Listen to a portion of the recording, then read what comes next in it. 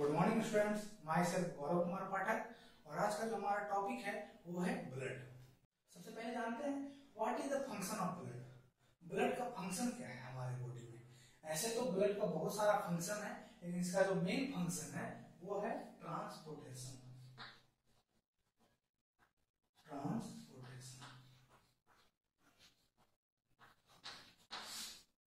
अब ट्रांसपोर्टेशन की बात करते हैं तो आखिर ब्लड जो है क्या ट्रांसपोर्ट करता है। अगर हम लोग बात करते हैं ब्रीदिंग जब करते हैं, जो एयर हम लोग अंदर लेते हैं और एयर को बाहर निकालते हैं, उसमें से जो ऑक्सीजन होता है वो सारे सेल तक पहुंचाना होता है। तो ऐसा नहीं है कि लंग्स सारे सेल तक ऑक्सीजन को पहुंचाएगा। वो जो ब्लड है, ब्लड के थ्रू वो जो ऑक्सीजन है सारे सेल्स तक पहुंचेंगे, सारे टिश्यू तक पहुंचेंगे, और बदले में जो कार्बन डाइऑक्साइड रिलीज करेगा सेल, वो कार्बन डाइऑक्साइड को लेकर आएगा लंग्स तक और हम लोग उसको बाहर करेंगे। और बात करते हैं हमारे सेल्स को ग्लूकोज चाहिए एनर्जी के लिए।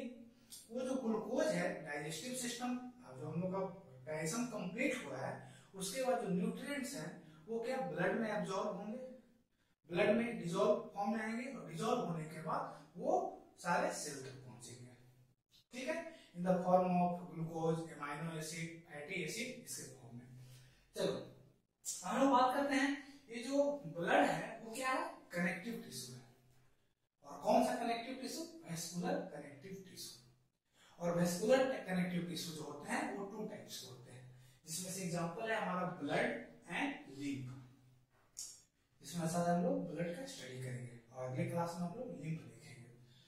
देखो ब्लड हमारा कनेक्टिव टिश्यू है, लेकिन ट्रू कनेक्टिव टिश्यू नहीं है। ट्रू कनेक्टिव टिश्यू नहीं है, ये हमारा फॉल्स कनेक्टिव टिश्यू है। तो उसको हम लोग ब्लड को फॉल्स कनेक्टिव टिश्यू क्यों। और blood have no power of division, means blood में जो सेल्स होते हैं उनमें डिवीजन का कैपेबिलिटी नहीं होता है। मतलब ब्लड में जो डिफरेंट टाइप्स के सेल हैं वो डिवाइड नहीं करेंगे। दूसरा जो है fibres are completely absent in our blood. हमारे ब्लड में जो फाइबर्स हैं वो एब्सेंट होते हैं। और थर्ड जो है matrix of blood are produced and synthesised in liver and lymphoid organ. यानी जो ब्लड में हमारे मैट्रिक्स हैं वो कहां पर बनते हैं, लिवर और लिम्फोइड ऑर्गन में।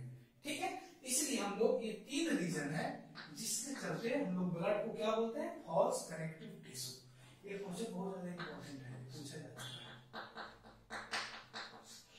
ब्लड कैसा कनेक्टिव टिश्यू है। तो फॉल्स कनेक्टिव टिश्यू है और क्या रीजन है। ठीक है, चलिए अब हम लोग बात करते हैं जो ब्लड का स्टडी होता है उसको हम लोग बोलते हैं हिमेटोलॉजी। लॉजी जहां पर लगे समझने, स्टडी की बात कर रहे हैं। तो ब्लड का साइंटिफिक स्टडी क्या कहलाता है, हिमेटोलॉजी। अब ब्लड जो है कहीं न कहीं उसका फॉर्मेशन होगा, कोई ऐसा ऑर्गन होगा जो ब्लड का फॉर्मेशन करेगा। तो प्रोसेस ऑफ जो ब्लड फॉर्मेशन होता है उसको हम लोग होम्योपियोसिस कहते हैं। Hemopoiesis means process of blood formation is known as hemopoiesis. और जो होम्योपियोसिस होगा किसी न किसी ऑर्गन में होगा। वो कौन से ऑर्गन में होगा, यानी बोन मैरो में। बोन मैरो मींस हमारा जो प्रोसेस ऑफ ब्लड फॉर्मेशन होता है, मींस होम्योपियोसिस जो होता है वो कहां पर होता है, बोन मैरो। ओके, चलिए हम लोग इसकी बात करते हैं, कलर की बात करते हैं। तो ब्लड का कलर नॉर्मल चीज है, ये बहुत बड़ी चीज नहीं है। वो कैसा कलर होता है, रेड कलर होता है। और इसका जो पीएच होता है वो 7.4 मींस स्लाइटली एल्कलाइन होता है।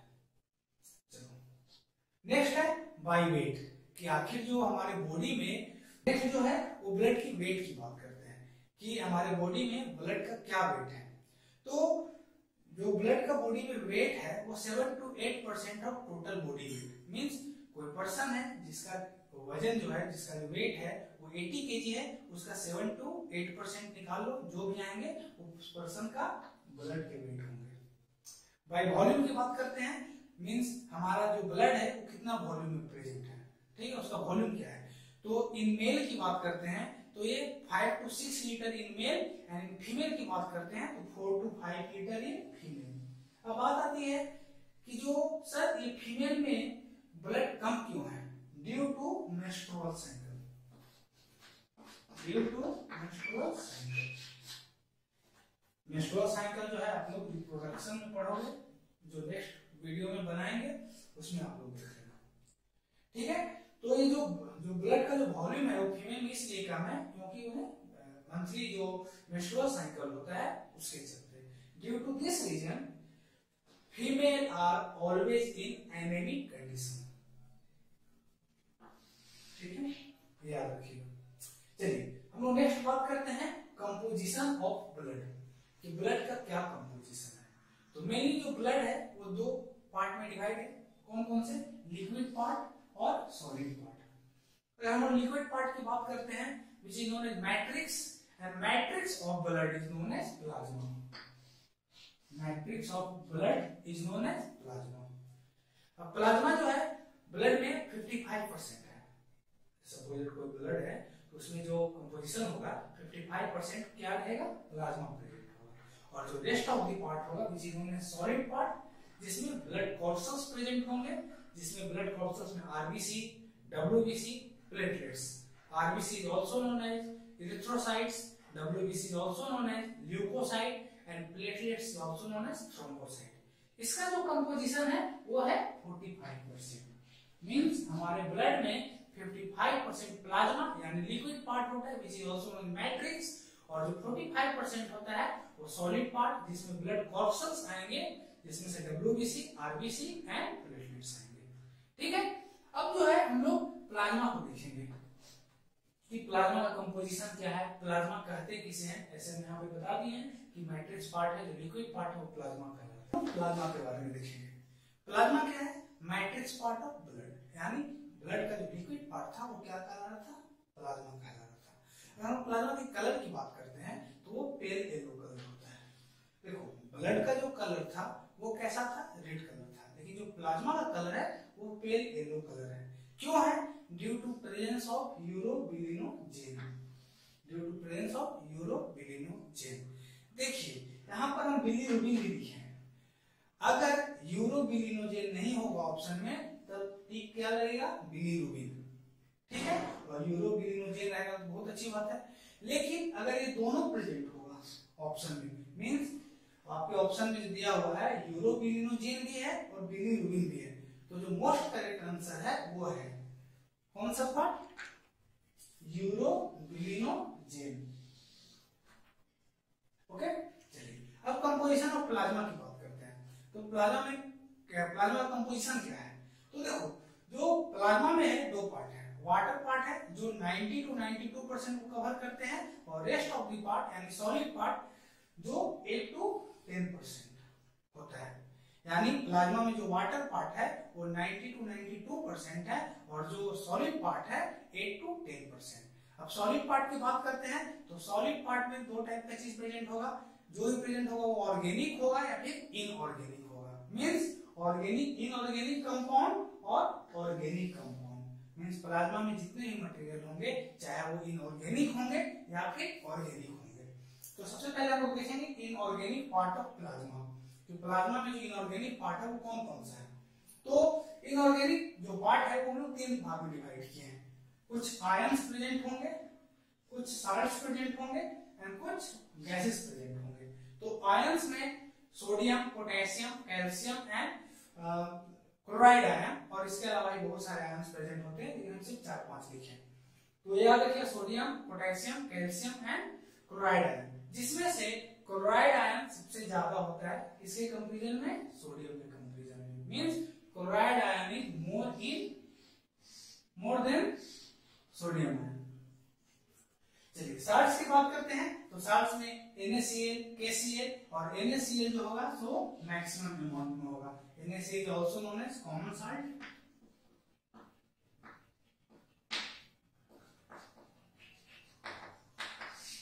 चलो अब गैसेस की बात करते हैं। जो प्लाज्मा में गैसेस प्रेजेंट होंगे वो डिसॉल्व फॉर्म में होंगे। जो भी ऑक्सीजन हो गया, नाइट्रोजन हो गया, कार्बन डाइऑक्साइड हो गया, ये सब सारे जो होते हैं वो गैसेस जो होते हैं वो डिसॉल्व फॉर्म में होते हैं। तो देखो ऑक्सीजन जो होता है अगर 100% 100 ml की बात करते हैं, अगर 100 ml प्लाज्मा लेते हैं उसमें से जो ऑक्सीजन का जो परसेंटेज है वो 0.30%, नाइट्रोजन का जो परसेंटेज है 0.5% एंड कार्बन डाइऑक्साइड का जो परसेंटेज है वो 5%। मींस ये तीनों में ऑक्सीजन, नाइट्रोजन और कार्बन डाइऑक्साइड में जो सबसे ज्यादा अमाउंट होता है वो कार्बन डाइऑक्साइड का होता है। ओके, प्लाज्मा में इनऑर्गेनिक पार्ट की बात की जिसमें salts ion, ions ion and gases ion. अब हम लोग ऑर्गेनिक पार्ट की बात करते हैं। तो ऑर्गेनिक पार्ट 7 to 9% होते हैं, जिसमें से सबसे पहले हम लोग प्रोटीन के बारे में जानेंगे। तो डिफरेंट टाइप्स के प्रोटीन होते हैं हमारे प्लाज्मा में। उसमें से पहला प्रोटीन है वो है एल्ब्यूमिन। एल्ब्यूमिन जो होता है सबसे मैक्सिमम अमाउंट में होता है, सबसे मैक्सिमम अमाउंट में होता है, लेकिन जो इसका साइज होता है वो सबसे स्मॉलेस्ट प्रोटीन है। मींस ये क्वेश्चन आ चुका है, सबसे स्मॉलेस्ट मींस सबसे छोटा प्लाज्मा प्रोटीन है वो कौन है। तो सबसे स्मॉलेस्ट प्लाज्मा प्रोटीन कौन है? एल्ब्यूमिन है। और ये कहां पर बनता है? लीवर में बनता है। Means produced and synthesised in liver. ठीक है, और सबसे स्मॉलेस्ट प्लाज्मा प्रोटीन उसकी बात कर ही नहीं है। अब बात करते हैं फंक्शन की बात करते हैं। यहाँ पर लिखे नहीं है लेकिन आप लोग ध्यान में रखिएगा, जो ग्लोब्यूलिन फंक्शन की बात करते हैं तो ये बीसीओपी को मेंटेन करता है। अब बीसीओपी क्या है? Blood colloidal osmotic pressure. Albumin जो है ब्लड कोलाइडल ऑस्मोटिक प्रेशर को क्या करता है? मेंटेन करता है। चलिए, अगला जो है वो ग्लोब्यूलिन है। ग्लोब्यूलिन जो है वो प्रोड्यूस एंड नेक्स्ट जो है वो है ग्लोब्यूलिन। ग्लोब्यूलिन जो है produce and secreted by liver and lymphoid organ. ये लीवर और लिम्फोइड ऑर्गन इसको प्रोड्यूस करता है और सीक्रेट करता है। अगर इसके फंक्शन की बात करते हैं तो ये बैक्टीरिया, वायरस और टॉक्सिक सब्सटेंसेस को डिस्ट्रॉय करता है। जैसे कि बात करते हैं हमारे ब्लड में कोई भी बैक्टीरिया या फिर वायरस या फिर टॉक्सिक सब्सटेंसेस आता है तो उसमें जो प्लाज्मा प्रोटीन यानी ग्लोब्यूलिन जो है वो इसको डिस्ट्रॉय करेगा। ठीक है, इसको हम लोग ratio of albumin and globulin in blood plasma, ये AIMT का क्वेश्चन है कि जो एल्ब्यूमिन और ग्लोब्यूलिन का जो रेशियो होता है वो ब्लड प्लाज्मा में कितना होता है। इसका जो रेशियो होता है वो होता है 2:1। ठीक है, नेक्स्ट जो ग्लोब्यूलिन है वो हमारे ब्लड प्लाज्मा में 3 टाइप्स के होते हैं। मींस 3 फॉर्म में प्रेजेंट होते हैं ग्लोब्यूलिन। तो alpha globulin, beta globulin and gamma globulin. तो देखिए हम लोग यहाँ पर बात किए थे कि जो ग्लोब्यूलिन है वो लीवर और लिम्फोइड ऑर्गन दोनों में प्रोड्यूस होता है और सीक्रेट किया जाता है। तो यहाँ पर जो अल्फा ग्लोब्यूलिन, बीटा ग्लोब्यूलिन है वो लीवर में प्रोड्यूस होगा और जो गामा ग्लोब्यूलिन है वो लिम्फोइड ऑर्गन में बनेगा। ठीक है, तो हम लोग एक करके देखते हैं अल्फा ग्लोब्यूलिन क्या है, beta globulin and gamma globulin.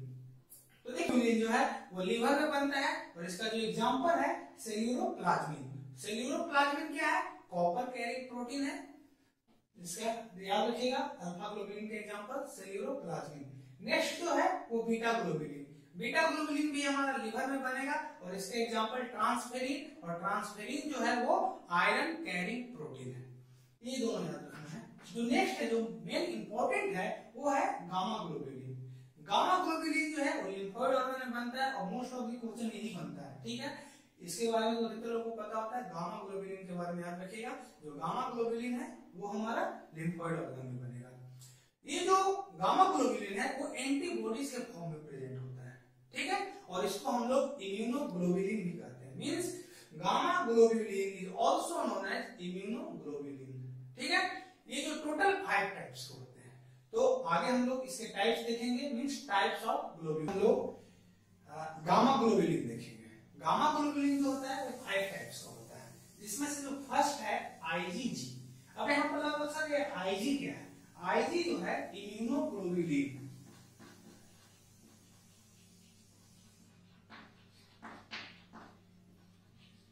Immunoglobulin G। ठीक है, देखिए इम्यूनोग्लोबुलिन G जो है वो मैक्सिमम इन नंबर है। अगर इसकी बात करते हैं इन पांचों एंटीबॉडीज में, इन पांचों गामा ग्लोब्यूलिन में सबसे ज्यादा जो अमाउंट होता है वो IgG का होता है। इसका अमाउंट तो ज्यादा होता है लेकिन इसका जो साइज होता है वो सबसे छोटा साइज होता है, और सबसे छोटा साइज होने के चलते शायद ये मैक्सिमम नंबर में प्रेजेंट होता है। नेक्स्ट बात करते हैं, ये जो IgG मींस इम्यूनोग्लोबुलिन G जो है एक सिंगल ऐसा एंटीबॉडी है या फिर इम्यूनोग्लोबुलिन है जो प्लेसेंटा को क्रॉस करके फिटस तक जाता है। मींस जब हम लोग एम्ब्रियोनिक स्टेज में होते हैं, जब मां हम लोग यूट्रस में होते हैं, वोम में होते हैं, तो एक सिंगल एंटीबॉडी, एक सिंगल इम्यूनोग्लोबुलिन जो है क्रॉस करके मां से बच्चे तक आता है। ठीक है, साइज होता है सबसे स्मॉलेस्ट होता है।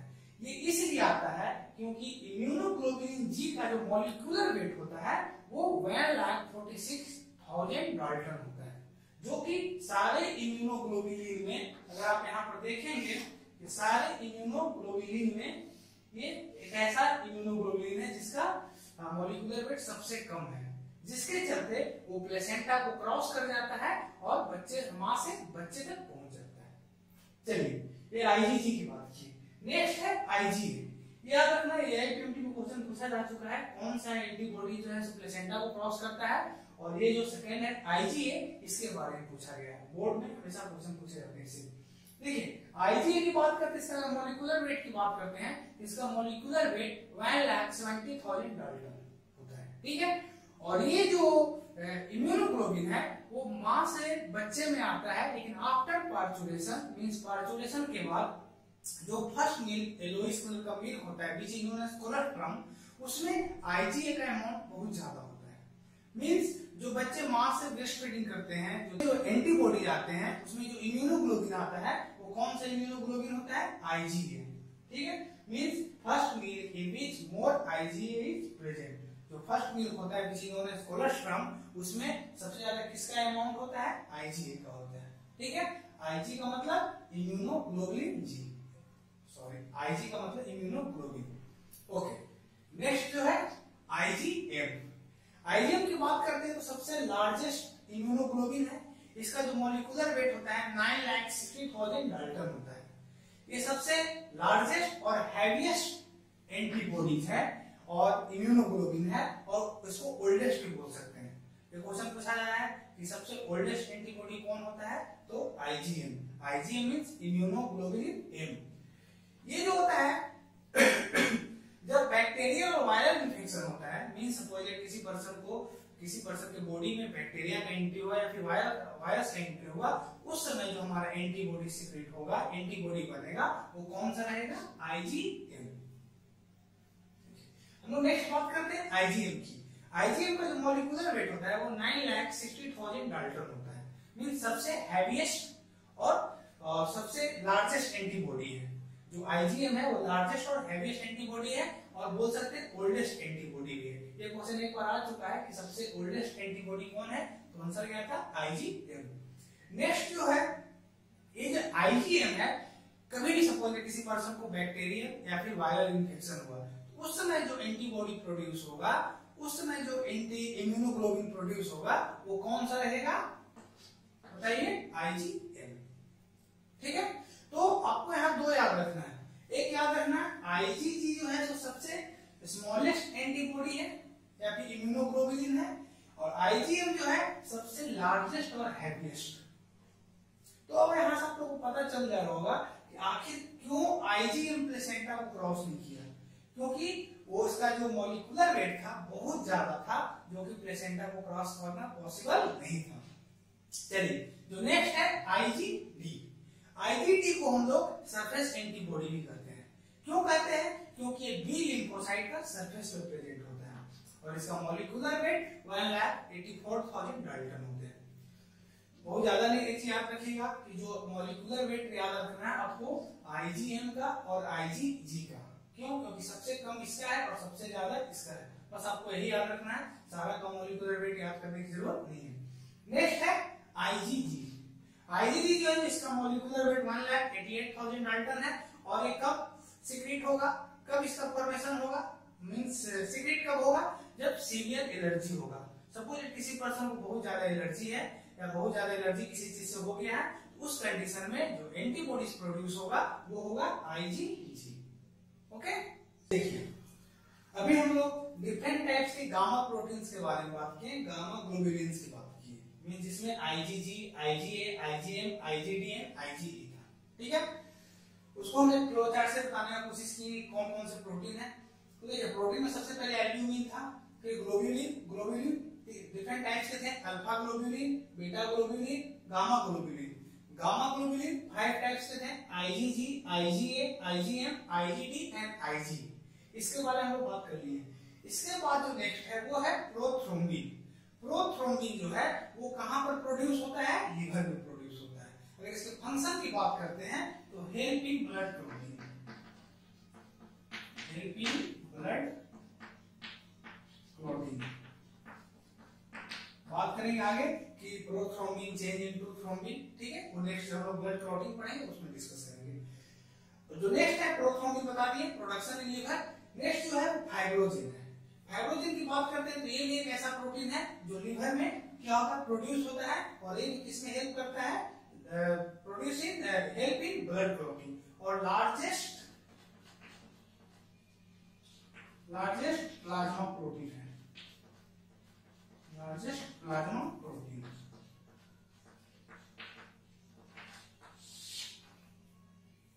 ठीक है, ऑर्गेनिक पार्ट में प्रोटीन के बारे में देखें, different types of protein. Next जो है वो डाइजेस्टेड न्यूट्रिएंट्स। जब हमारा डाइजेशन कंप्लीट होगा तो सारे न्यूट्रिएंट्स हैं वो ब्लड में एब्जॉर्ब होंगे, मींस प्लाज्मा में जाएंगे, और प्लाज्मा से डिफरेंट सेल में जाएंगे ब्लड फ्लो के थ्रू। तो उसमें डिफरेंट टाइप्स के जो डाइजेस्टेड न्यूट्रिएंट्स हैं, जैसे कि एमाइनो एसिड है, ग्लूकोज है, ग्लिसरॉल है, फैटी एसिड है, कोलेस्ट्रॉल है एंड विटामिन है। ये डिफरेंट टाइप्स के क्या है, डाइजेस्टेड न्यूट्रिएंट्स जो प्लाज्मा में प्रेजेंट रहेंगे।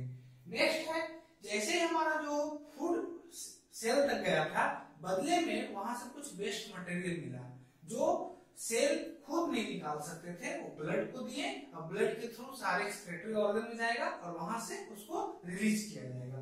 तो डिफरेंट टाइप्स के जो वेस्ट प्रोडक्ट हैं, यूरिया है, यूरिक एसिड है, क्रेटिन है एंड क्रेटेनिन है।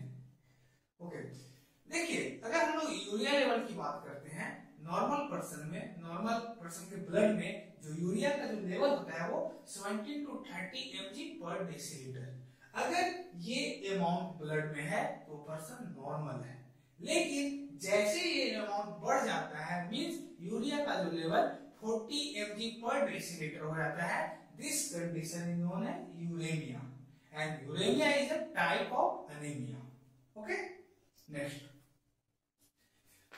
इसके बाद जो है कुछ हमारे प्लाज्मा में एंटीकोगुलेंट्स होते हैं। एंटीकोगुलेंट्स की अगर बात करते हैं, जैसे कि हम लोग का ब्लड जैसे इन्वायरमेंट में आता है तो क्लॉट हो जाता है, लेकिन हमारे ब्लड वेसल्स में फ्लो करते रहता है और ये क्लॉट नहीं होता है। क्यों नहीं क्लॉट होता है? क्योंकि इसमें एंटीकोगुलेंट्स मिले होते हैं। एंटीकोगुलेंट्स यानी ब्लड को क्लॉट होने से रोकते हैं। तो जो एंटीकोगुलेंट्स प्लाज्मा में प्रेजेंट होते हैं उसको हम लोग बोलते हैं हिपैरिन। हिपैरिन क्या है? एक टाइप का म्यूकोपॉलीसैकेराइड्स है जो ब्लड को क्लॉट होने से रोकता है ब्लड वेसल्स में।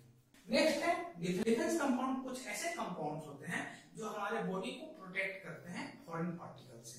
सपोज दैट कोई बैक्टीरिया और वायरस हमारे बॉडी में इंटर होता है, उस समय जो प्लाज्मा में डिफरेंट टाइप्स के बोल सकते हैं मटेरियल प्रेजेंट होते हैं, डिफरेंट टाइप्स के कंपाउंड प्रेजेंट होते हैं जो उस फॉरेन पार्टिकल से हमारे बॉडी को प्रोटेक्ट करते हैं। Like lysozyme. लाइसोजाइम जो है वो क्या करता है, किसी भी बैक्टीरिया और वायरस को सेल वॉल को डिसॉल्व करता है और उसको किल करता है। मींस ये डायरेक्ट उसका क्या करता है, किलिंग करता है, डायरेक्ट उसको मारता है। तो हम लोग का बॉडी को प्रोटेक्ट कर रहा है। नेक्स्ट जो है प्रोपेरिडीन। देखो प्रोपेरिडीन जो होता है वो टॉक्सिक सब्सटेंसेस को न्यूट्रलाइज करता है, टॉक्सिक सब्सटेंसेस को क्लियर करता है, इससे हम लोग को बचाता है। देखो अगर बैक्टीरिया और वायरस इंटर हुआ है तो वहां लाइसोजाइम जो है वो क्या करेगा, उसको सेल वॉल को डिसॉल्व करके किल करेगा। ये है क्या, प्रोटीन है लेकिन वर्क एज ए एंजाइम। जो नेक्स्ट है प्रोपेरिडीन, वो क्या करता है, सपोज कोई बैक्टीरिया और वायरस बॉडी में इंटर हुआ और टॉक्सिक सब्सटेंसेस को सीक्रेट किया हमारे बॉडी में, उस समय जो टॉक्सिक सब्सटेंसेस है वो क्या करेगा, प्रोपेरिडीन उसको न्यूट्रलाइज करेगा और हमारे बॉडी को प्रोटेक्ट करेगा। तो ये दोनों डिफेंस कंपाउंड ये दोनों जो है हमारे बॉडी को डिफेंस करते हैं। जो लास्ट है वो है हार्मोन्स। हार्मोन्स की बात करते हैं तो आप लोगों को पता होगा एंडोक्राइन ग्लैंड जो होते हैं वो हार्मोन रिलीज करते हैं ब्लड में और वो प्लाज्मा में आता है, और वो जो हार्मोन है वो ब्लड के थ्रू फ्लो होता है और जहां इसके रिसेप्टर्स होते हैं वहां पर वो अपना वर्क करता है। तो एंडोक्राइन सिस्टम जो है, जो हार्मोन्स के बारे में हम लोग मेनली एंडोक्राइन सिस्टम में पढ़ेंगे। Leave your feedback in comment box. Thank you.